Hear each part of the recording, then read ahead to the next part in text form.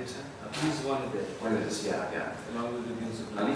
So the two editors and they put it together and it's all non-fiction. all non-fiction, mostly first-time writers, journalists who contribute to the graphic novel form, which is very good. It's that they are being converted into a form which they are not really conversant with, and just to see their text being interpreted visually, it's a nice beginning. I mean, we need to convert more writers before we need to convert readers. So yeah, it's a great beginning.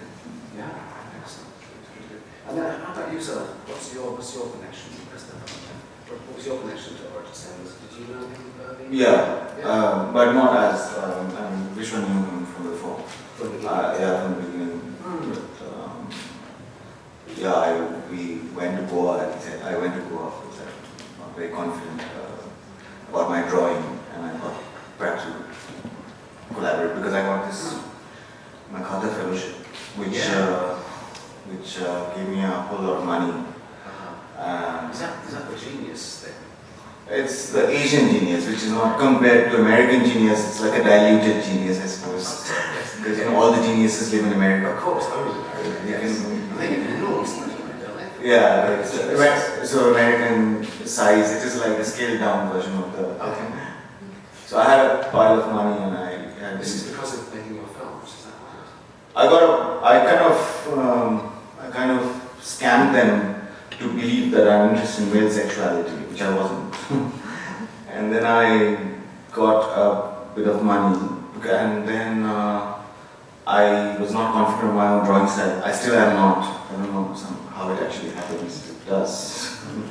So I went to Oji and said that he had a little house in the middle of that time. It's a beautiful little river island called Ghosh. And there was no bridge, so you had to take a ferry to get to his old rambling 300-year-old house called the Old Pereira Mansion with a stepwell. Sounds all very sort of idyllic and romantic. And anyway, things just sort of, I think I ended up drawing my own things, sort of, however imperfectly, and then there was this whole issue of trying to convince someone to publish it because nobody knew what I was talking about. Are we actually talking about Corridor here? Corridor, yeah. Right. Because the big donor Corridor, can you just describe that just fine? It's for about decades. It's that time, it was very fashionable to do multi-plots. Kind of an anthology, but put into a single plot, because if you lose your stamina, like trying to follow a single line, a single progression of someone's life, you just sort of, mess it up. And I remember that film is based on Shortcuts, Robert Altman's Shortcut was very fashionable, and that's when roughly the time I met you as well, which was like at university we bang on with like Kiarostami's 10, all these sort of movies which have like multiple plots, which all would come, Amores Perros, which would all come together. And so I thought that was good. So I had a second-hand bookstore, a bibliophile, a guy who had a second-hand bookstore in the middle of the city, and 5 characters would come and visit him, and he used to think that this is the center of the universe. And one of the characters in a motorcycle, an old wartime motorcycle, I think it's a Norton.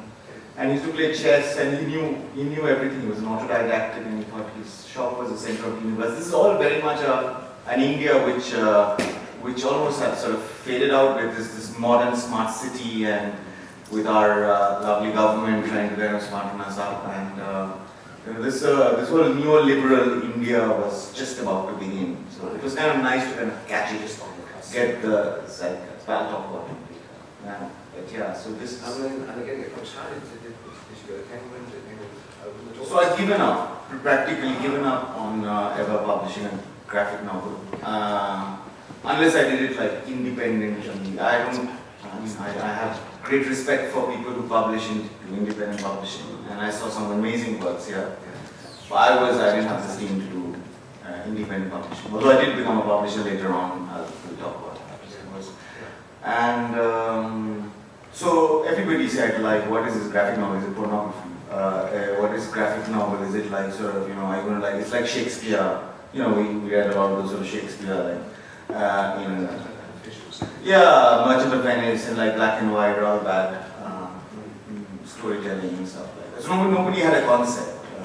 So either I had, so it was like a lot of hustling. Luckily I was, when in my 20s, I was a fantastic hustler. I'm kind of given up now. I was literally like selling insurance and going from one from door to door. Yes. door to door, literally taking books like by Paul Karasik's adaptation of City of Glass, taking Mouse, we like that social thing. Something like this. Barefoot chair, look what the West is doing. Yeah. Why can't we do it with our like fantastic complex society and all that bollocks? But eventually I've given up, and last minute, and this is one person we need to mention, it's not just Penguin. I don't think Penguin made any, it's always one person, we know that, it's Dan Franklin or whatever. Yeah. And there's one person who's absolutely very important for comic books in India, who I want to mention, and I'm sure all of us know. This is V.K. Karthika, who was that time the editor of she continues to do publish comics, and she just, that time she was the editor of the she's a publisher of HarperCollins. So anyone, the driving force. yeah, anyone who does not fit into this whole like idea of comic book sort of masking, there's always Karthika to get to, because she has that madness, this sort of fantastic combination of madness and whimsicality to kind of publish something. So we've had phenomenal people eventually to support. And the publishers as well. Absolutely, absolutely. More important than comic book, good publisher. And then, so, let's see what there's been anything happening here. But I'm interested in your trajectory, because of coming from children's books into comics. Were your children's books actually sequential? Were they like it? Actually not. I mean, every narrative is sequential. Yeah. So in some ways, but the thing is, in children's books, it's mostly at the most 16 spreads, but you do sort of have to choose which 16 images would make the best story or narrate the story in the best possible way. I actually, more important than that, is I also had a training in animation filmmaking. Right. So, which I think is which Archana works for filmmaking. No, okay. Yeah. So That's what Vishwajyoty with his That's- animation training. Yeah. It's a very good training. Yes, but at the same time, it's kind of a double-edged sword, I think, because in animation, when you're doing, say, storyboards, you're always drawing too much. Whereas the language in comics is also very different. You're looking at an entire page which is split up into different. There are different graphic possibilities within the page. So you're looking at It's not a just page. one Yeah, it's screen not just size. one screen size. So. Also, the animation is much more usually Yes. moment to moment Yes. motion. Yeah. So so it's somewhere in between, both these. So I think that helped a lot. So when were you starting your children's book? I must have been doing children's books for about more than 10 years now. Yeah. Yes. Yes, I stuck onto it.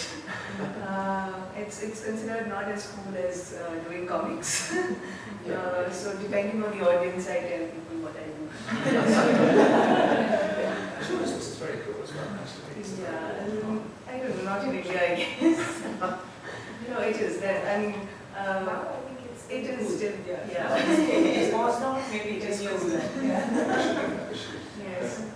When I was in Mumbai last month for a Literature Festival. I met a writer there, Rajesh Debraj, who's in Yes, yeah. first hand. He says he always seeks out animation artists to collaborate with. Yes. He believes that they're better than illustrators, because illustrators can get very, I love this picture, and they don't think of narrative, they don't move the story forward.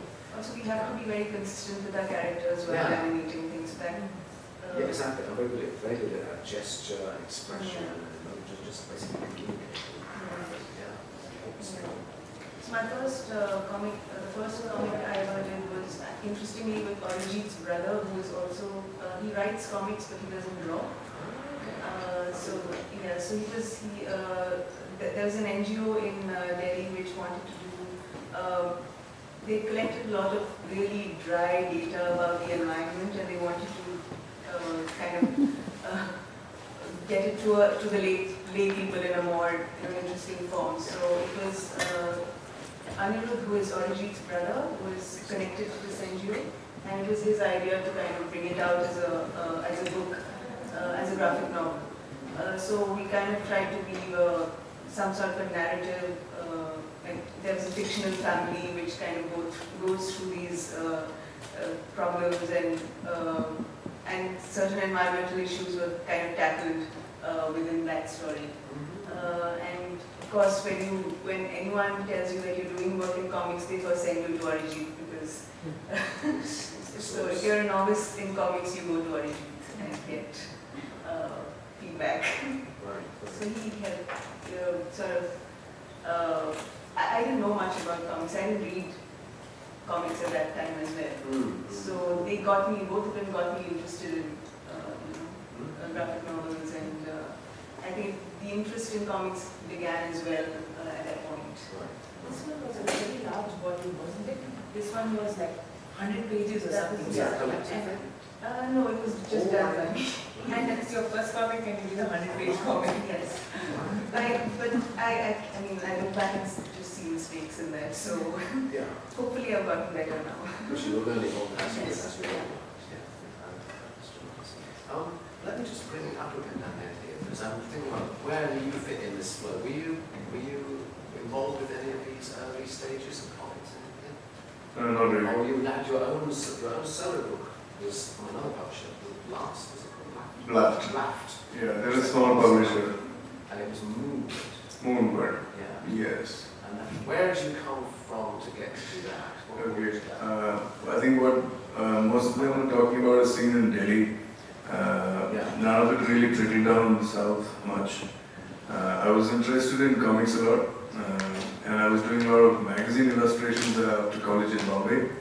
There was this many magazines, and there was one magazine which had a one-page comic on the last page, and I really wanted to get to that page, but it was being run by this guy called Sarnath, and I just couldn't get that page. So that was your slot, was it? There was, Was it just about a contract on gentlemen. Yeah, you were there? You asked me? Yes, that's what I saw first. I was like, no, I want to do that kind of stuff. I tried showing the editor, but he's like, okay, you gotta work on it more and stuff. Then I was working at Greenpeace in many parts of the country and some outside. So the Indian office just didn't work for me. They didn't have any balls, I thought. They were just sucking up to people over there. So I left in a very short time. But a lot of issues, I'd read up and I'd researched on a lot of things, and even while I was in Greenpeace, I was in charge of the web site and stuff. So I was trying to put out more visual content there. But yeah, Greenpeace being Greenpeace just reached a very small audience there. So I started making comics and putting it online, because I'm not very good at going and presenting my work to a publisher.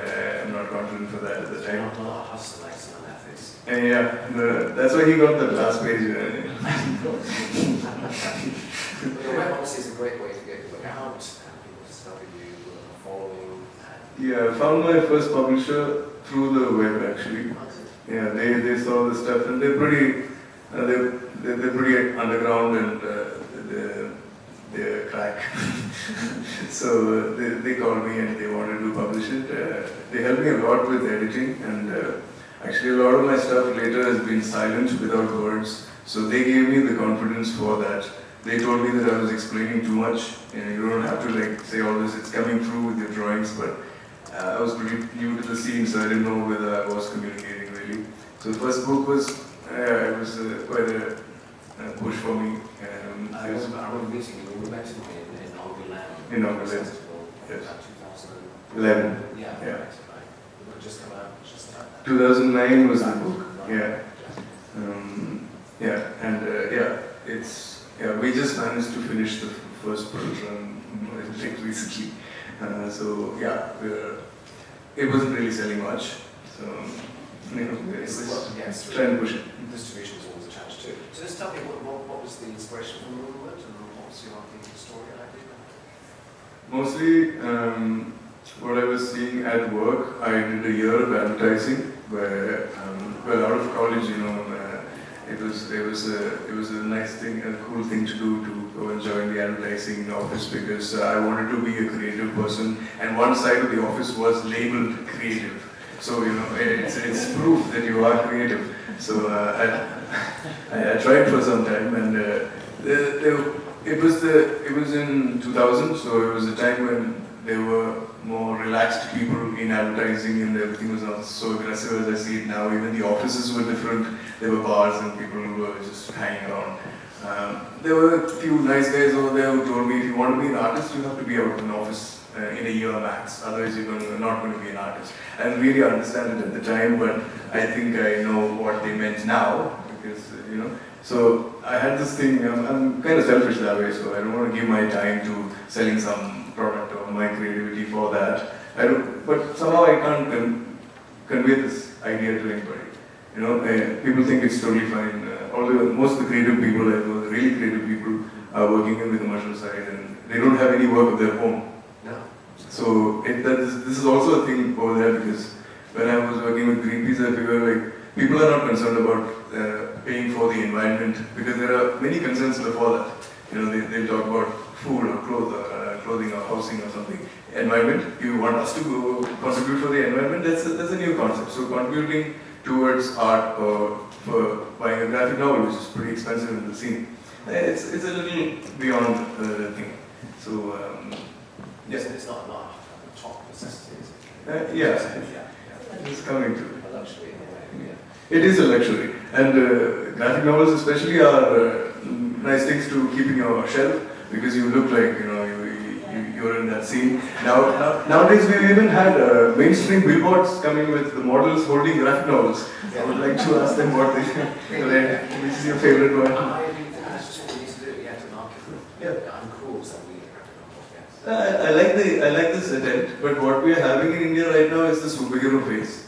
Yeah. All the Marvel DC things. So that is doing the job of spreading comics for us. And we hope that like some people at least will get sick of that and turn to like stuff that we're creating or something like that. But you have there's a Mumbai Comic-Con. There are many Comic-Cons. They're complete con jobs, complete like commercial things. People are downloading stuff from the net and printing it on mugs and t-shirts and selling it, and they run out of mugs and t-shirts and they have to go back home and get it. I hope like some copyright fellows catch them or something. At least that. But then you can exhibit your works, more press people are there too. So I tried. No press is interested. None of the people who come there are interested. They walked right in front of me while I was trying to show my work. But they asked me. I was standing at the Harper stall, and Harper has these hideous little Agatha Christie graphic novels. They're big and black, and they were in plastic covers. So I was standing at the stall, and one guy came and asked me, "How much is that T-shirt?" So we had to tell him it's not a t-shirt, it's a book. Then he was not interested. Like, oh, okay. well, they'll have some t-shirts at the end. We would like to suggest it to them actually. Let's publish all the comics as t-shirts. Maybe that's the way forward. Yeah. But Comic-Cons across the world are like that. They are all Yes. merchandising universal. So we Yeah. should not really attempt at debating the Indian Comic-Con. The Indian Comic-Con is still a bigger part of the bigger Comic-Con. But they and the merchandise is always going to take. no merchandise will be there, but there will be an exhibition where they showcase some comics, where they show like creators' works in any Comic-Con. That's fine, but that's not there here. That's And not that is there. the But job then they you should still do. get a session. They That's- still give us a session. No session. There's Yeah, no session. I in Delhi have attended sessions. They do have sessions, and I have seen people getting converted from seeing David Lloyd on the stage and buying V for Vendetta who have no clue about it. So I mean, even that's a great beginning. That's good, and the mask is really popular also. Yeah, the mask is There's pretty popular. so Like, even if they're buying tons the of mask masks. for an autograph by David Lloyd and then hopefully read the book, I think we are going home somewhere. Well, so I mean, just to say that the Comic-Con is completely a con job, I would not really buy it, at least in Delhi, because I've seen it's a ticketed event. People are buying a 200 rupee ticket and they're getting it. Even if they're going to buy merchandise, it's fine. First it was not a ticketed event. Yes. Yeah. And then they saw that the stalls are going at like 30,000 rupees. You know? Yeah, it's not cheap. I mean, It's not most of the cheap. people who buy So, the stalls are This is what I mean, it's the tablets. superhero. It's the superhero phase in comics that we're seeing right now. That's everywhere in the world. I suspect it's not really. Yeah, That's even Angulam. I mean, It's only- where is the large station compared to a Belgian publisher? No, no. When this publisher rocks them, and that's the way it is. I mean, Okay, the Comic-Cons are really good because it's going to get us a lot of publicity, right? That's what I mean also. It's where I come from too. But right now it's a joke. It's a big joke. You can come and see it and judge for yourselves. As you were saying, the key thing is that maybe somebody has that waking up point, that epiphany. And when you meet someone and go, I just realised it's not just this motorcycle, it's like everything. And that's what you have to hope. I sort of agree with Appupen in the sense. I do feel that the percentage of that kind of Yeah, this thing can be happening very is low. dull. Yeah. We just have 10 books on the shelf for the last 10 years. We don't Yeah. expect them to get us installed. Come on. Let's be honest. Have we been producing that much more work? We haven't Maybe been. not, yeah. But if you see it in our own backyards and in our Well, basements. it's out there. I mean, Yeah, we you can't can put it out there because the Comic-Con is way too expensive for, little people. people buy stalls there. I mean, individual artists do buy stalls. £30,000.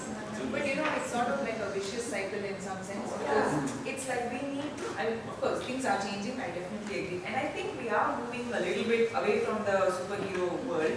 There is definitely some change, I definitely see it. But I think that it's sort of like a vicious cycle, right? I think it's also this thing of that, we who do graphic novels really don't interact, have nothing to do with the mainstream world. We won't even know what a liquid or a level 10 is producing today in Bombay. Right? We won't even bother to read it. And same goes for them. Yeah. So we are not really interacting or converting each other. So that's also a problem. No. And what's the point is that there is actually good stuff within the mainstream, and there's, dare I say it, bad stuff within the graphic novel world. Not everything that's the graphic novel is going to be automatically a work of genius. So we have to still be discriminating and finding the good stuff. But yeah, it's a danger to just dismiss too much. But that was very lively, wasn't it? All calm down, all pretend that we're all going to be fighting together, championing and doing comics together. But yeah, this clearly, this is a very, very vibrant and complex time for comics in India, and we need that energy that these artists bring into it. So let me bring in, I want to go back to you actually, Vishwa, because we've spent far too much already. But we'll talk a bit more about this side, that side. You mentioned very briefly your daily which is fundamental, but the fact that you see comics as something that has a very strong political potential to not just wake up people to the art form, but to serious issues, sometimes forgotten issues. I don't know how seriously I can present that, but I try to work around issues that interest me. And one of the first books after my great college novel completely got bunked was a book about my family story and the partition and their tin trunks and the memories that they're carrying from one house to the other. But that also never got done because I thought my voice is just too small and every fourth person in Delhi or Calcutta would have the same story. So I was not so sure. I'm not sure I agree with that. I always feel that my story is too small because sometimes the smallest story can be very, very universal. The way the partition narrative is unfolded for us, it's many good writers have actually not written about it because of the enormity of the whole issue. So if this book is about partition, then it's not, because it's not really about the great partition. It's about one little family trying to get a foothold. But then the city I come from, everyone has been trying to get a foothold forever. I mean, it's a post-partition city. So when we were in school and we would talk about at grandparents' house, every fourth person had the same story. So it was not really my unique story. So when the publisher came and said, "We are trying to do this, would you like to take it up?" I said, "Yeah, I'm the best person to take it up." And then I started, looking at it from my perspective, and I realized pretty early in the journey that if I want to do a book on partition and get other people from Pakistan and Bangladesh as well to get their perspectives, it's important to not to do a book on what really happened, because that's something the entire South Asia would already know what really happened. But it's about how the second and the third generation have negotiated with that memory, and negotiated with that issue, negotiated with their own identity, and that would be more important. So that's how I began, and I started looking for stories, and I met all these wonderful people online. How did you fit the writers and artists together? They hadn't worked together before. Yeah, so we had a few writers who had sent a few stories, the personal stories, it could be their own poems or whatever. Some of them even sent their doctorate thesis, and then they said, "Are you sure it's a comic? it's honey, for children, and partition, and all that. So no graphic novel, lit section. Yeah, the biggest thing that we've happened in the 15 years and we've done in India, besides the Comic-Con, is that our books, which are about sexuality, identity, caste, city, all of that, have actually moved from the children's section of the bookshelf to a graphic novel section. So that's a huge thing, because otherwise we would be comics is equal to children, so we would be found in the children's section. So that's the journey that we've done for ourselves. And maybe the other journey I want to add to that is the presence of women. Too. Yes. We haven't got. I was surprised when I remember that Amruta Patilswar wasn't included in the exhibition, but Amruta was really the first woman to make graphic novels, with Kari and Prabha. And we now have generations coming through of new women artists, which is so important. That's right. Yeah. So Amrita came into the scene, and with Kari, I just think it was a fantastic book. And then we were all in touch and all of that. So for this set, that said, I thought it's important to make a certain mix, or put them in the mixer of getting a Pakistani writer with an Indian artist, or an Indian writer with a Bangladeshi artist, so they at least interact and they can have a good dialogue about the issue more than doing a good story or drawing a good story. Because I did not want the illustrator to become an illustrator for the story, but I always thought as a co-author. So even the fight, they fight and then they come out with a good story. So that was the deal. And some of them were actually set on a blind date. They didn't know about each other's work, and they just interpreted the story. And then some of them actually did too much of an interaction, and then they ended up fighting. And there was one story where when the author got the published copy, and he said, "Who's written the story? I didn't write that text." But we didn't realize that the illustrator had actually changed a lot of things, the text in the story, because space was running out for the balloon or something like that. So it was a big mix of everything, and then it was going to take about 6 months to put together. Yeah, we were ambitious. We thought we'll do it in 6 months. The coolest artists all around, we'll do it in 6 months. It took us 2 years. Yeah. And then, I'm not surprised that really. And almost into the press kind of thing. Please give it now. We're running into the press like half an hour from now or something like that. 1 page and then. But then that happens with graphic novels all over the world. We are very good with time. Yes. The impact. I was curious about the impact of the book. How was it received, for example, in Pakistan? In Bangladesh too. I think has it helped to stimulate what's going on there too? Because I don't think there's quite so much activity, is there? Well, it's a very volatile area and region, and things change every day. Bangladesh in 2013 is not the Bangladesh today. I would really shudder to do a launch in Bangladesh now. But in 2013, when we went, we were sold out. We had a full house. We had people to come and say, if you're doing a second volume, I would like to send a story. And I have a story too, and that kind of thing. So it was extremely well received. And also what it taught us is the level of opaque walls, or the thickness of the opaque walls we have between these three countries. Because we really want to know about each other, but we can't because the same. So these kind of books really open up. And in Lahore, people asked us questions, and it became, it was nothing to do with the book. It was like, how much does Shah Rukh Khan charge for a film? When is his next film coming out? I mean, what is it, do women drive there? It was just basic curiosity. And that, I think, is the success of the book, when people just open up and want to know about you, and you want to know about them. And that's what this set, that's it is about, effectively. Yeah. So relooking at partition from our perspective has been an important journey, and I think more such dialogues need to happen, rather than creating archives of memory, but it's also current boxes of negotiation that are more important. This is definitely an ongoing. It's an ongoing, and it will always be an ongoing thing, because every time we have a little hug, and then there's a border, and then something happens at the border, and all the cameras rush there, and that's how the narrative keeps going 2 steps forward and 8 steps back. So for us, these books are very important to have that. And everyone here contributed, so I was happy. Let me bring in you as well. I'm not sure your connection. I mean, you mentioned very much Archana came through animation. What was your connection to? What was your training or your background that brought you to this? So I started out an engineer I'm a mechanical engineer. This is just as a footnote. I suspect this is around what parents were saying. You do this strange art stuff, so there's a proper qualification. I just believe, I believe from what I've spoken to several other Indian creators, they often want to pursue comics or art, but their parents really want to have them on a doctor or a lawyer or an engineer.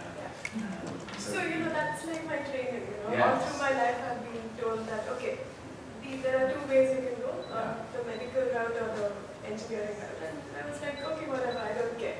So I chose engineering, and clearly I wasn't happy to it. And at the end of engineering, I was like, I should do something I like, because I spent 4 years, drawing on the back of my engineering notebooks. Take that somewhere. So I studied design after that. And the program I was in was a very open-ended one where for 2 years we were allowed to experiment with whatever visual communication stuff we liked. And so I found comics in an indirect way because I was studying detective fiction for some reason. I hung out with the literature department a lot because there were books there which I wanted to read. And comics were just part of it. And after all this critical analysis of comics, suddenly I was making comics. And it just grew from there. The comics became a way for me to express my own ideas. I haven't gotten to the point where I've brought out a graphic novel of my own, but like some of the others here, I've illustrated for other people's scripts and a story in the set, that's it. So and then I became an illustrator, and that's like my day job. And comics happen on the side whenever I can get a good idea. And your connection with making comics, how did you use that as your debut? Connection with making comics. So, A debut. It was a weird situation actually.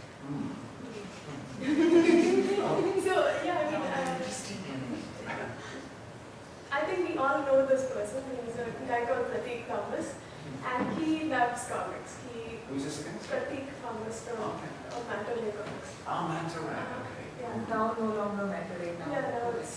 Now they call something else? Yes, now they call Kokachi. Okay. But the spirit of Banerjee lives now in another body. And where is Banerjee based? It was based out of Bangalore mostly. And it was run by two people, Pratik Thomas and Kuriyan. Okay. And Pratik, his USP is like, I love comics. When he meets you for the first time, he'll be like, I love comics. And he writes scripts.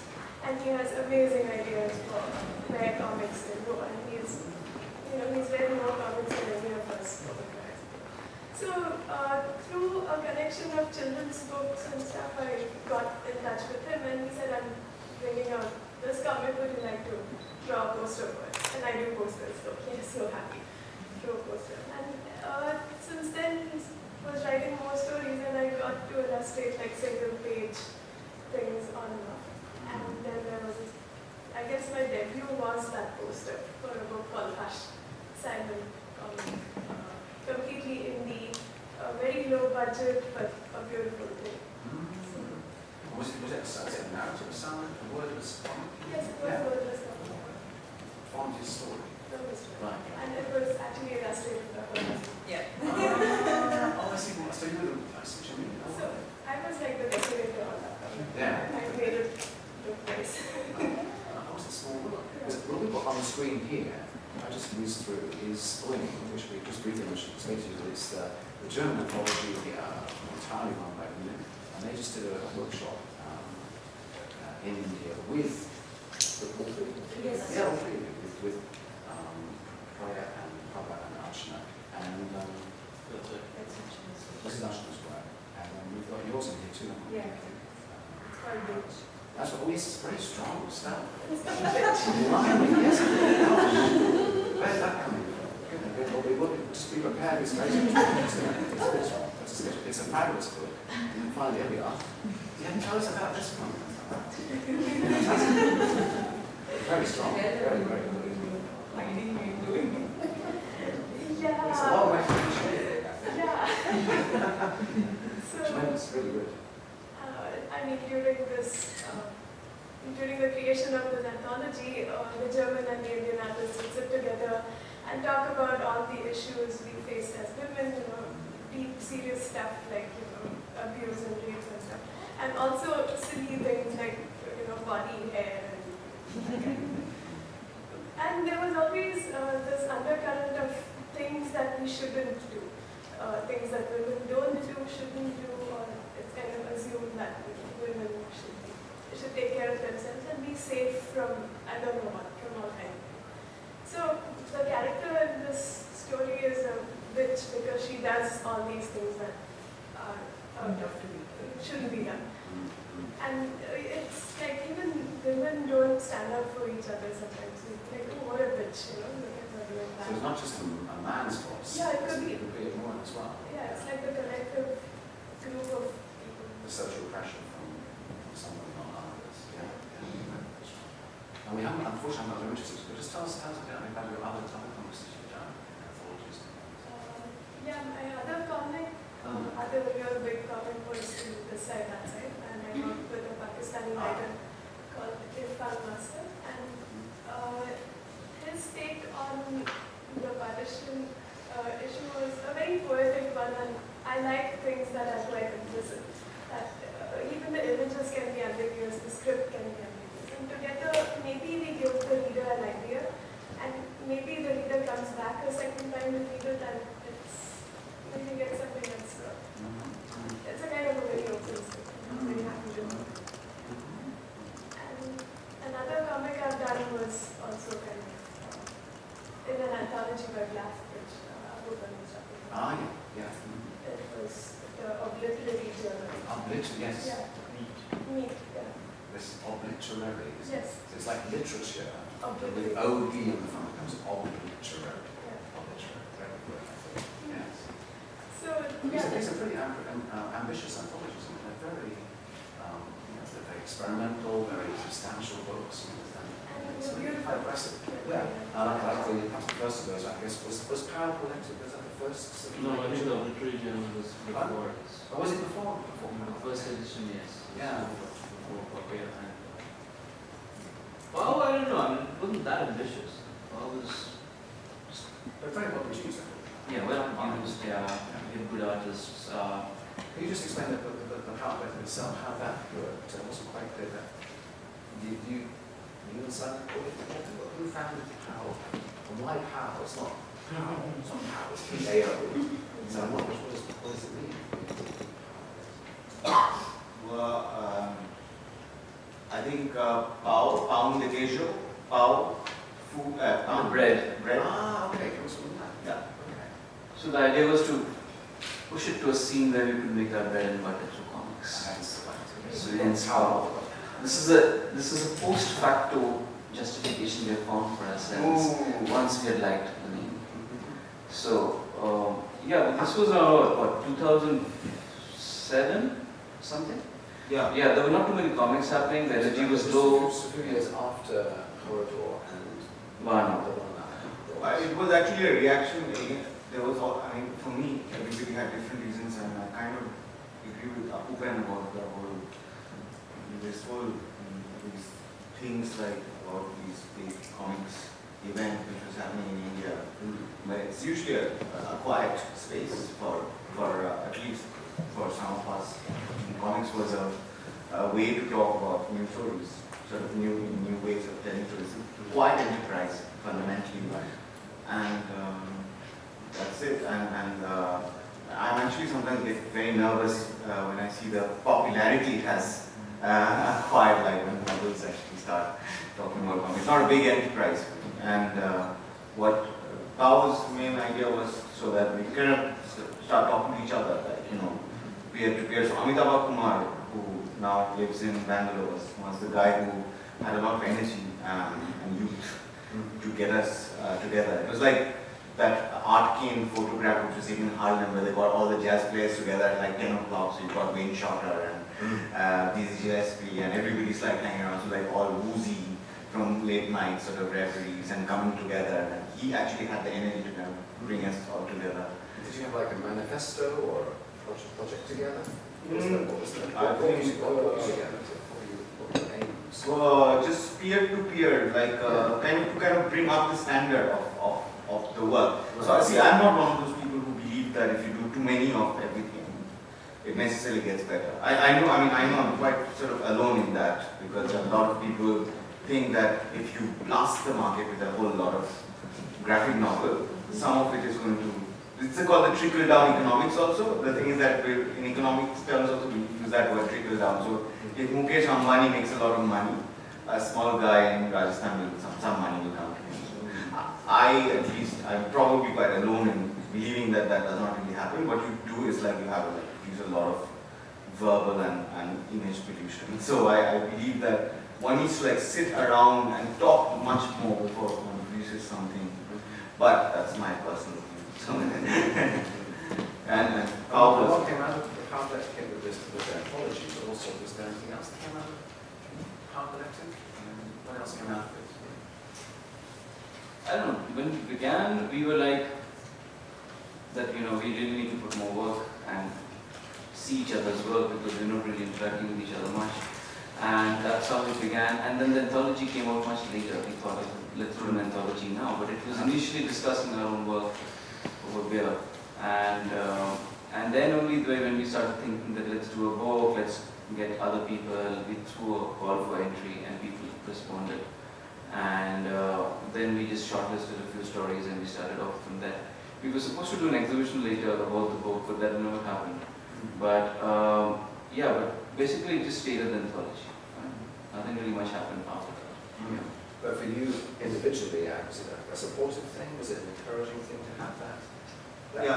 Nothing more pleasurable than actually energy. Watching Prabha's work, Priya's work, and like the work shape up and somehow being a kind of invisible partner to other people's work, to kind of the joys of inherently involved in a process is I think the biggest. So the book is just incidental, very well produced, I must say. Penguin did a great job, and it's a very smart book, and it's quite. One thing that we don't have a comic book readership, so-called. We don't have fans. We don't come from a fan base, you know that. We don't have a. So we're like groping in the dark, which has got an advantage actually. So you don't have a specific fan-based writing, which I remember Jean Girard, when I met him once to do a conference.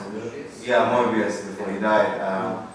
Where Jean Fontal, who was an editor, he introduced me to him, and I was like absolutely weak-kneed, talking to a genius, literally. And we were having a little conversation, and he was talking about like the Silver Surfer and how he was brought in by Stan Lee, who I think is compared to John Girard as a minor artist, anyway, and asked him to do this sort of Silver Surfer, and they did a very avant-garde Silver Surfer, very El Topo Jodorowsky style, and the comic book readers rejected it because it was slightly away from convention. So I'm a little like nervous about comic book readers and fans. I mean, some of them. So in India, luckily, we did not have that. So whilst we like Appupen and Vishwajyoty are quite right about like not having readers, and it is also like developing a leadership. Yeah.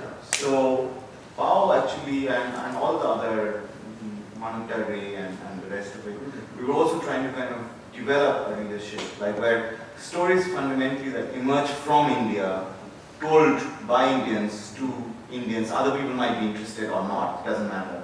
Because we come from a generation also where if somebody talks about graphic novel, they'll rattle off 12 names of all the top graphic novelists internationally. But not in India, of course. Yeah, it doesn't really make, I mean, it's like a kind of a reverse colonial thing that, well, I know this guy, and I mean, this work is not perhaps as good as that person's work, like, So there's a general underconfidence about like the wakeful use of, so when you see Appupen's style or Priya's style, they're all unaffected by, yeah, absolutely. There's no like, he draws a bit like sort of Tadi or just Trondheim or this and that. None of that is, so everybody sort of picked up their references from outside the comic world, which is very refreshing. Basically, everybody's done this. Yeah. Well, how much time do we actually have? Are we at midday? Are we meant to finish at midday? Anyone know what the schedule is? Yeah. Sorry, Of course, exactly. That's why we're stuck. So, but have we got some more time? So who's giving the time here? 10 minutes. 10 minutes. I need to know. I wasn't sure from the program. Right. So it's up to you now. So this is your entry, but just from spring. Before spring, what have you done before? Yeah, so I haven't really had a dramatic debut. Yes, yeah, I've studied animation. So, but I did art college before I studied animation. I did commercial art. I studied commercial art in Bangalore. And yes. So at that time I was also working with a youth magazine, and there was some comic stuff happening in that. There was spoofs of movies and things like that somebody would write. It wasn't high quality stuff or anything, but I think that was my first contact with illustrating comics. So you did some of those? Yeah, I did some of those. And that involved you doing caricatures of movies and stuff like that. Yeah. And somehow all of them were movie reviews. I don't remember, it was so long back. Some of it was not even movie reviews. It was just silly comic strips that somebody had written, and I would get to illustrate them. So that was my very first contact with making comics. But then after that, I think I didn't work with comics for a very long time, because I did other kinds of jobs, and of course I went to study animation. And after that, I was kind of in this rut of finding a job, a good job, a proper job, not doing illustration. Like Priya said, it's not easy to really, you feel the pressure to have a proper job. Yeah. So I was doing that for a couple of years, and finally I realized it's very draining for me. It just doesn't make me happy. So that's when I decided to, I also realized somewhere along that journey that illustration is what I really love to do.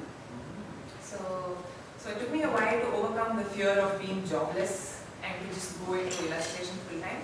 But I did manage that about four and a half years back, I think. So since then I've been a freelance illustrator. I've been doing just illustration, and some of it has been comic work.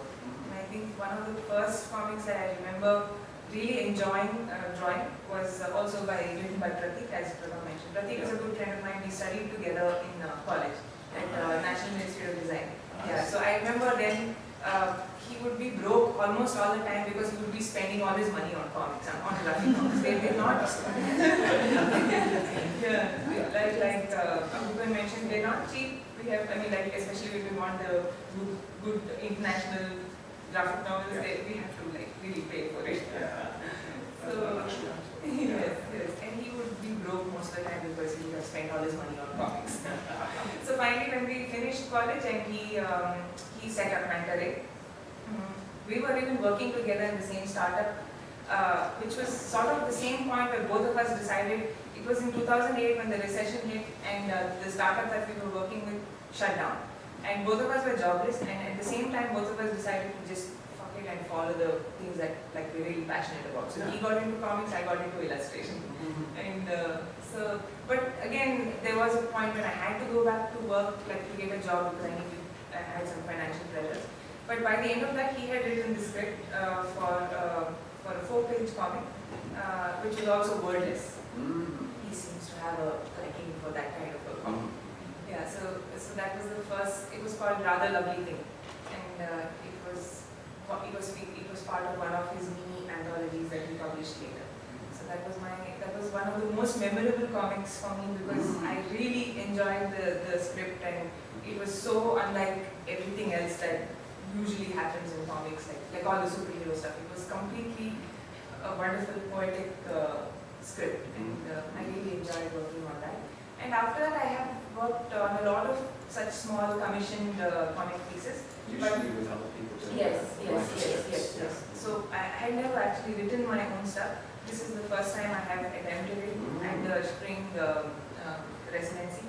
Initially, I was quite nervous. I wasn't sure at all that I would be able to come up with something but I think the energy of all of us being there together, it was fantastic, and I think we really helped each other move along and find our stories and find our ways to tell it. It was a wonderful experience. It's a very important step for an artist to go from being usually I think it's about, would you see yourself more as an illustrator? Yeah. Yes. This is the kind of challenge to an illustrator. Yeah. You know, to do drawing. But then there's all these words, and are you nervous about work? Are you nervous about Yes. my writing good enough? My text? My Um, word good enough? I think more than the actual writing, I was worried, is my idea good enough? Yeah. That was the scary part.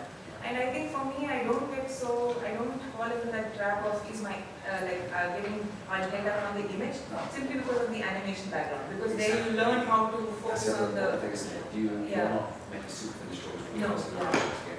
yeah. Clear enough drawing. Yes, and we focus on the storytelling and the drawings, of course, and the images help with that, but it's a balance that we have to make. We're actually going to be talking about screen, of course, in the next panel, little advert here. We're going to come back here at 1:30 for another hour to be able to talk with all three and some of the other people from that who are involved in that. It's pretty Melissa, Dent, and Asco. It's just definitely who's on involved in it very much. I do want to bring you back in because you get an enormous amount of stuff on my computer. My computer kind of froze up and the power's not working, but using some interesting new stuff on the net. Because one of my other issues and questions that we talk about is that these books, they're lovely, but they're quite expensive. They're only in English, as we know, not everybody reads English. Is the whole issue. How do you reach more of your population if you're going to have kids, you're going to have made available digitally, perhaps free even, in other languages. And that ties also with you doing these new, quite strong political comics, and sorry, we're not projecting on them, but which are made to which have gone quite viral thanks to your being very much on topic about politics. And that's really, you are reaching out to an audience that hasn't maybe read comics before, is reading them on their smartphones. Yeah. Actually, I was trying to come up with something cute and nice, which would, spread very easily, but I'm not good at that at all. I tried showing it around, I couldn't sell. But the attempt is also that, like we said, the graphic novels are very expensive. So how do you go and pay 500 or 600 rupees for an unknown Appupen? Sometimes the books are sealed in plastic, so you can't open it and see it. So, what are they going to buy on? There's nothing for them to go by. So I thought, okay, I don't mind giving the comics for free, so we can develop a readership. That was the attempt. But finally it came out as this kind of heavy political comic. It's simple. It's just my angst with superheroes that collided with what was happening in India and our pretty right-wing, extreme right-wing scene right now. So the superhero in essence is very right-wing. So he goes and justifies wars. He justifies the millionaires doing whatever things. So if you just look at superhero in that angle, he's a really mean fellow. He has powers that other guys don't have, and he just uses them on these people who don't. So here's this guy called Rashtra Man. Rashtra means nation for us, and our president is Rashtrapati. So Rashtra Man has this R, which is also the rupee symbol. So and he goes around and he, for example, he just catches all the radicals in town who are just creating ruckus and all. And after that, at the end of the day, he goes and has green tea, which has antioxidants that arrest the free radicals in his body. So he's completely free of radicals. So that kind of stuff, and it goes on. So, and funnily, Is that appearing in a newspaper or only online? it's in a website called News Laundry, which is a subscriber based website.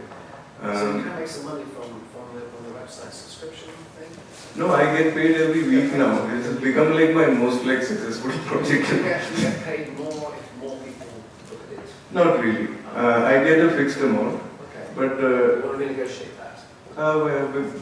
after I know that the readership is climbing, yeah, sure. Right now I get more abuse than readership. Like every Friday I get abused nicely. But that's also a cool thing because the trolls are really strong. There's heavy trolling happening. And And that side of, Are you aware of trolling? Trolls, as in trolls? Do you know about that? you know, fake guys who come and like say shit about you online. And that side of the setup is worked out really well by that side, you know. So there's a lot of that. And initially I was a little shaken, like, you know, I don't want this discomfort hitting me every Friday, you know. You don't really have any death threats or something, do you? Really? Not really. They just try to Especially make, from a superhero. yeah, no difference, yeah.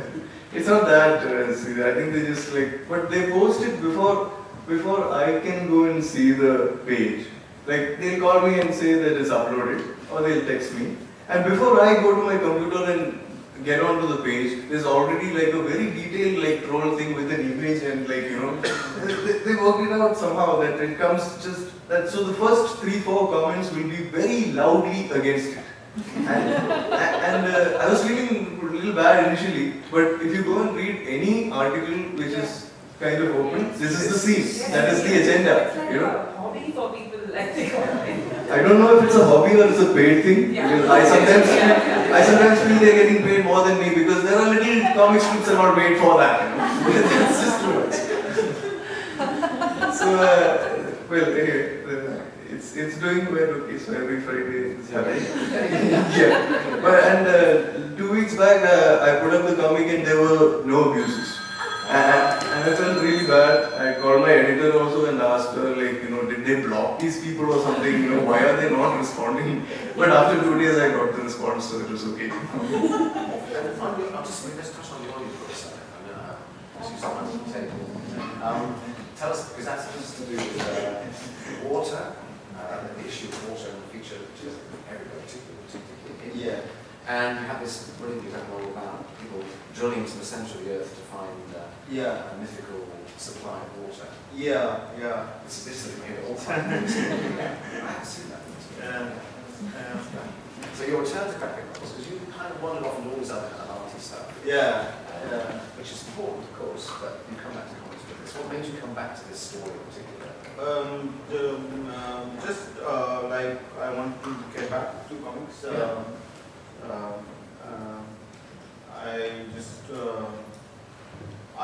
I feel the power of the media when it works, and I think I mean I just felt like I don't know. This is a topic that's it's Homeric. It's like Ulysses going to the, but in this case this is a out of work phenomenon who goes to the center of the earth to find a mythical river. So that and there's a water war going on in Delhi, because I wanted to talk about neighborhoods in Delhi, because I think a great way of understanding a city is through its neighborhoods. Like I'm sure Erlangen also has its own neighborhoods, but any like, you know, if Hackney is fighting with I don't know Chelsea or like, you know, Mayfair, there would be, it would show its own Hackney side and Mayfair would show its Mayfair side. So we have like different neighborhoods of Delhi fighting each other, one for each other. But and also, I mean, I am justifiably I am a big critique of comics, but I do believe that we need that level of criticism to take it to another form where we need to sort of, you know, constantly. I think we need to be critical about our own work, and that's how I feel. It also touches like what Appupen is talking about, which is like the rise of conservatism in India. I was discussing with Vishwa earlier that for the longest time India did not have a subject. We were like a dull, we were like practically like Europe. Like, you know, there was nothing exciting happening. I mean, us at that time Europe. Of course, now Europe is a very exciting place because of all the things that are happening. Sure, it's one word for it. Yeah, we interesting. Suddenly Europe's got a subject. We don't have to like read about people's personal lives anymore. And there's suddenly Syria and all sorts of like things kind of coming in. So India also now has suddenly got a big subject, which is like Austria. What has made us Indians become so conservative? We were probably always very conservative, and how Hinduism works very well with neoliberal economics and stuff like that. So a lot of us, at least, and me, some other people, Arijit mostly is dedicating a large amount of his time dealing with that. So to try to understand these people, so it's not always like the Modi we are worried about, or like the, whoever that guy is in Austria. It's people. Suddenly what makes a whole bunch of people actually vote for something? Just based on the fact that, you know, they vote me. So real politics can be only dealt with at a psychosocial level, and I think comic books have that ability to kind of get into the psyche. I mean, it's a long, probably clunky conversation, but I just think that easy way to say it is that I feel that in India we suddenly got a subject that our own kind of conservatism need to deal with. Which is also goes very strong in spring and in the release parts as well. Yeah, there's a big movement going on in Delhi, for and example. draw the line as well. Delhi, Calcutta. Bangalore is not in India, but other places in India. It's also always easier to do more political work online. Yes. Because I mean, then you don't have to go to a publisher and you know. So, there are no corporates supposed to pay for anything online. Yeah. So it's so a lot of very interesting political commentary is happening online. And there are, for example, there's something called Royal Existentialists. It's a web comic, and they do political commentary using old miniature paintings with.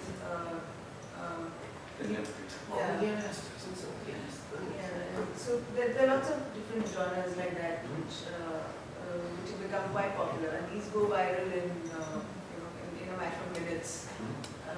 There's also like some title and crocodile.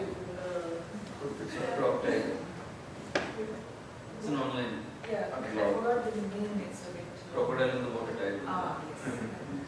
It's also not just that it's easier, you get a lot of support. Otherwise, if you're putting a book out, it's not like 200 people are sharing it or liking it or anything. You don't have it to show. Yeah. So now you have like another like 1,000 people sharing it. You're not going to catch all the 1,000 people. You know, so that little bit of like the community thing is coming in also. That It's a very important role, isn't it? that gives the support. Okay, I think we need to wrap up shortly. Am I out of time now? Does someone we are? We have way over time. Thank you. It's a book of it now. So thank you very much to Appupen, and to Banerjee, and to Priya, and to Archana, and to Prabha, and Vishwajyoty. Thank you.